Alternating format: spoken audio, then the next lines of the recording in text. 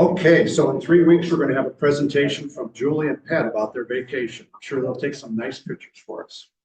On that note, Julie, would you like to introduce our guest speaker today?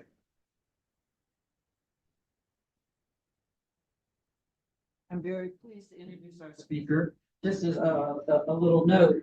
As program chair, I've been very cognizant of the fact of our grant program. And I feel that our membership needs to know something about the organizations that we award grants to. And one of our recipients this year is Feeding Tampa Bay. And with us here today from that organization is Stefanie Wertovitch. Did I pronounce that correctly? Okay, more to that. But anyway, she has a very strong commitment to philanthropy and to I guess you could say help make our community a better one. And she's not quite a native, but almost. She's been in Florida for over 30 years. She went to the University of Florida, and there we go. And she's a lifelong Gator fan. So Stefanie will be telling us about Feeding Tampa Bay and how it relates to and connects to with other food banks in the area. Thank you.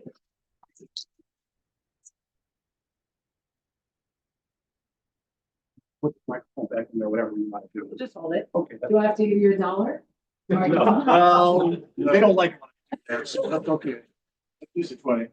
Well, thank you so much for the warm welcome. It's a pleasure to be here. And I want to start off by thanking you, all of you, the Rotary, for your investment into Feeding Tampa Bay. That $2,500 grant actually provided 12,500 meals here in Dunedin.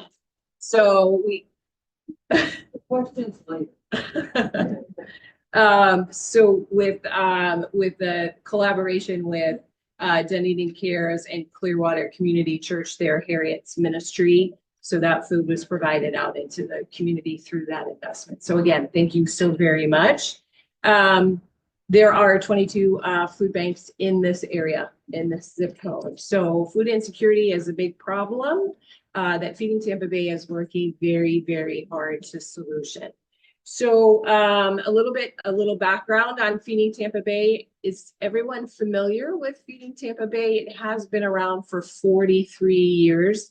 It started out as the Divine Providence Food Bank. Does anybody remember those days back in the 80s? And then it transitioned into Second Harvest Food Bank. Maybe that's ringing a little bit of a bell.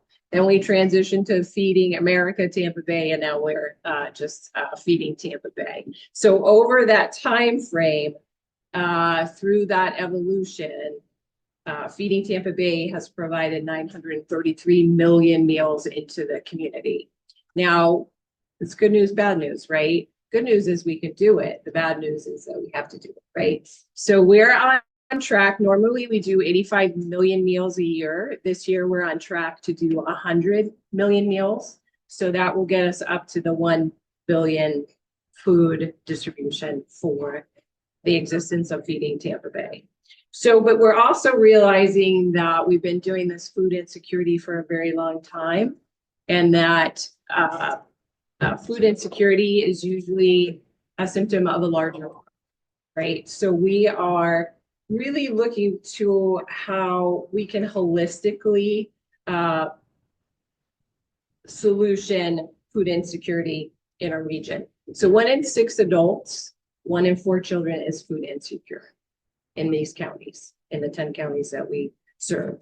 And 75% of the neighbors that we serve, individuals, families, veterans, seniors, 75% of them have jobs, right?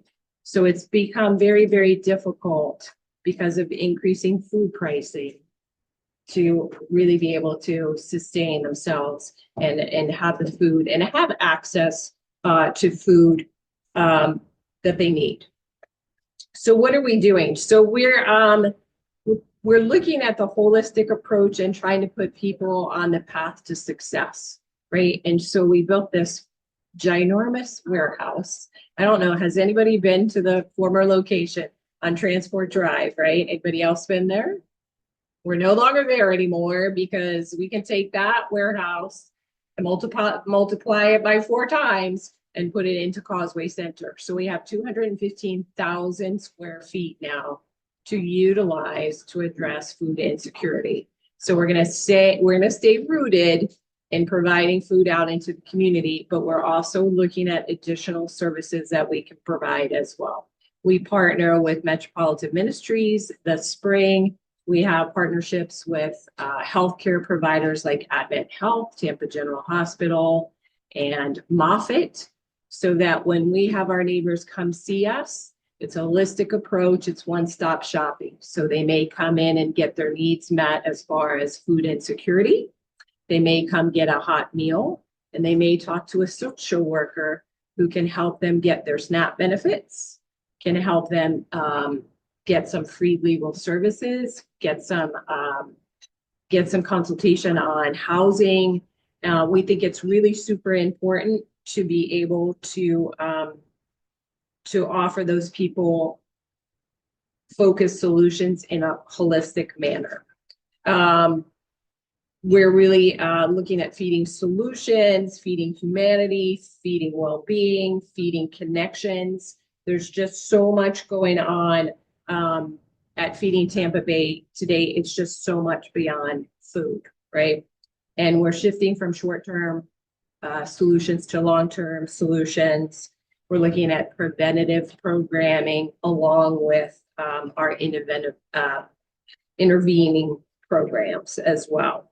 So again, along with what we've done all along, at the heart of our mission, we prepare meals and get those out into the community.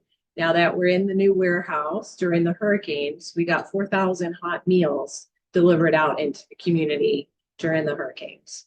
We have an 11,000 square foot kitchen, and we have the capacity to get 10,000 meals out a day if we needed to. We're not yet at scaled, right? Because we took everybody that we had on the bus from transport and moved into a location that's 4 times as big with 1/4 of the resources. So we're trying to figure out how we can scale that. So we've been very, very thoughtful about that. We've got grocery distributions going on day in, day out, Monday through Friday. I don't know if anybody's ever seen our trucks. Our trucks are consistently out on the road delivering groceries to the folks that need it. We have over 400 agency partners that help us deliver food out into the 10 counties. We have Groceries on the Go, which is a mobile food pantry in which individuals can come to the pantry and purchase any kind of food that they need, fruits and vegetables, healthy options, and they can use their SNAP card for that. We have a Food RX program where we use food as medicine to help folks who are, dealing with chronic illnesses. So we provide that, of course, disaster relief. The neighborhood services is going gangbusters. We have people coming in all the time. They come in, they meet with that social worker, and they map out a plan on which they can get on that path to success. Really happy about our Fresh Force program. It's a workforce development program. We have a cohort right now. It's a fully funded, paid training program. We have 45 students in that cohort getting a certification in culinary arts, warehouse logistics, and Class B trucking license. So we're so excited when they get to graduate because we have a program in which we connect them with employers so that they can get a job and make a living wage. And a lot of the times we hire them. So a lot of them are now my teammates. And one of the gals that has her Class B trucking license, she was the star of the class and she now works for us. So excited about that. We have the option, we have nutrition education as we really look towards healthy options in our market. And as we get food out into the community, there's a lot of individuals that families seniors don't know what to do with parsnips or don't know what to do with eggplant. So we have a whole team of nutrition educators that go out into the 10 counties and provide free education on how you can prepare those foods and make really healthy meals for yourself and your family.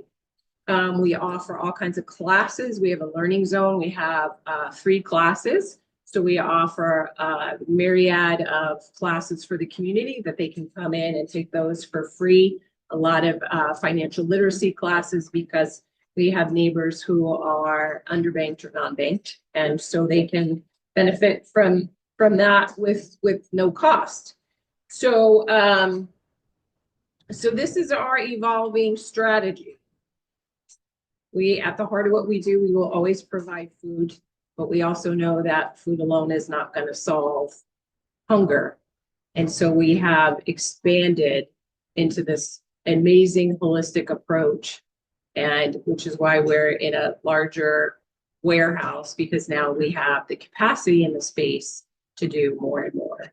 And we really are thankful for you for your continued investment in Feeding Tampa Bay, because every little bit helps us try to solution this problem. If you want to engage with us more intimately, it takes about 200 volunteers a day for us to do what we do.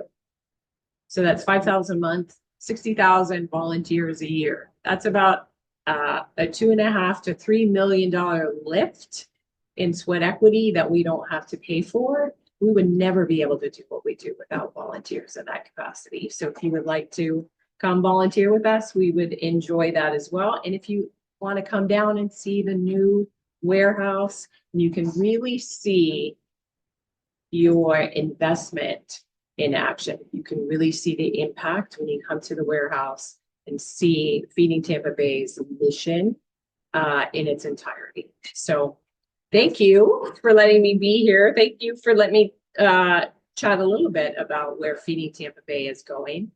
And if you have a question, I'll take it. You have a website? Yes, feedingtampabay.org. Shows all the information. Yeah, how you can connect with us from a volunteering standpoint. We also have something that's really, really awesome. If you know anybody who is having some issues with food insecurity and they are looking for a food pantry locally, you just click the Find Food button, and then you just type in your zip code and how far you're willing to travel, and it'll show you all of the local food pantries close to you. So gives you more local access as opposed to driving from Dunedin all the way down to South Tampa to Causeway Boulevard. It's a much easier access point for sure. Ooh, okay. We work with refugees. So not specifically, but anybody, the question was, do we work with refugees? Anybody that comes and asks us for support, we provide. So anybody that shows up, we serve. We don't turn anybody away. Yeah. So you have 215,000 square feet. Yes. That's a big nut. Yep. Do you have some sort of permanent financing for that, or do you permanent type, help from the state government? No. So I'm glad you asked that question. So it was a $60 million capital campaign to which we raised all the money. Oh, so you purchase. We purchased. So we were leasing before, which didn't make any sense. And we were busting at the seams. So it wasn't big enough. It didn't make any sense for what we were doing and what we were trying to accomplish. Right. So the dream, Thomas Mance had the dream that we needed to do something bigger and better in order to get people onto the path of success. Right. And so he traveled all around the country and looked at other food banks, right? So Feeding Tampa Bay, we are part of the Feeding America Network. They have over 200 food banks. We're the 8th largest. The one in Tampa is the 8th largest food bank in their network. So they traveled, the board traveled around, Thomas traveled around, looked at all of the different food pantries, all the different warehouses, brought back best practices. asked, hey, look, if you had to do anything over again, what would you do differently? And that's how we got the blueprint for Causeway Center. Additional question, we, in the Rotary Club, we used to volunteer, helping packaging the groceries. It's a program that. 100%. Yeah. You have that kind of Yeah, program? yeah. So you can come in and sort. Yeah. Sort the food, right? So, yeah, I had a group the other day that did we have potatoes, right? We'd have, 18, 20 volunteers. there, 100%. Along with a whole bunch of them. Yeah. We do that every day, day in, day out. So we get over $200 million worth of in-kind food yearly. So when that food comes in, it needs to be sorted. From food safety standpoint, right? Expiration dates, all those kind of things. So anything that we bring in that goes out, we have to make sure that it's food safe. So that's what a good portion of the volunteers do, is just go through and sort and rebag and go through the produce and all that kind of stuff. So you can do that. You can work in the market. You can work in the bistro. We do provide free meals to anybody in the community on Monday and Wednesday in our bistro, which is based off of Panera concept. So it's awesome. Where would we volunteer? Do you have any flyers? Like, I have people who ask me all the time. You know what? I'm glad you asked me that question, because I've been arguing and pleading, begging and pleading with my marketing department to create them. So I don't have any with me. We will have some, but if you go to feedingtampabay.org, there's a button right there that says I'd like to volunteer. I'll take you all through the process. But I am definitely working on that. We need leave behinds, but we are a nonprofit, so we try to keep all the money into the mission, and we try not to spend too much. So we have to be real careful about, how we spend it internally. Yes. From the federal perspective, have you seen the cut in funding? Yes. How severe is that? Well, we were able to lean into some other, so the majority of Feeding Tampa Bay's funding comes from you, right? So we get it from companies, organizations, individual donors. The amount of federal funding, government funding we get is very small. What got cut was TFAP, which is the money that comes to us that we use to buy fresh fruits and vegetables from farmers, which was a tragedy, right? So luckily, the state of Florida stepped in to help us. So they were able to provide us 990,000 meals through a different program. But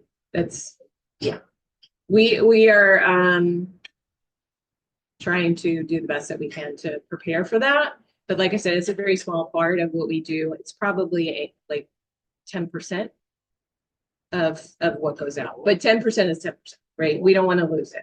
So I'm on the development team. I'm a fundraiser. So we're thinking about what that plan looks like to fill in those gaps for sure.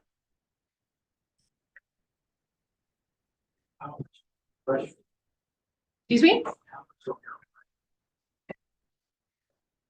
It was like that got cut a good portion. So it was what we get from farmers, right? So fresh fruits and vegetables, which for us, from a monetary standpoint, is the most economical for us to buy.